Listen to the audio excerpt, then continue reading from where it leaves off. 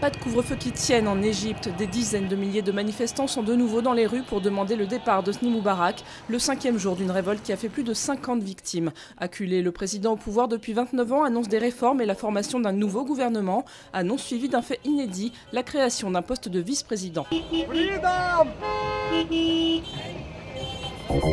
16 à 20 ans de réclusion pour les 4 agresseurs de Bruno Viel. Ce jeune homme avait été torturé un soir de 2006 à Vitry-sur-Seine près de Paris parce qu'il était homosexuel. Plongé dans le coma 15 jours, hospitalisé 7 mois, la victime avait perdu tout souvenir de son agression.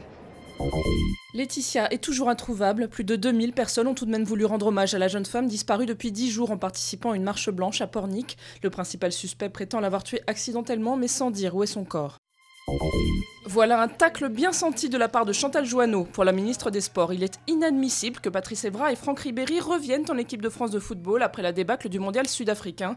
On ne peut pas faire honte à la France et prétendre ensuite rejouer en équipe de France, déclare-t-elle dans l'équipe. Réponse du sélectionneur Laurent Blanc au plus tard jeudi avec la liste du match amical France-Brésil. Pas de problème de discipline en revanche chez les handballeurs français. Champions olympiques, champions du monde et champions d'Europe en titre, les experts sont les grands favoris de la finale du mondial contre le Danemark. Au bout de ces 60 dernières minutes de compétition, peut-être le 4e titre mondial de l'histoire du hand masculin français.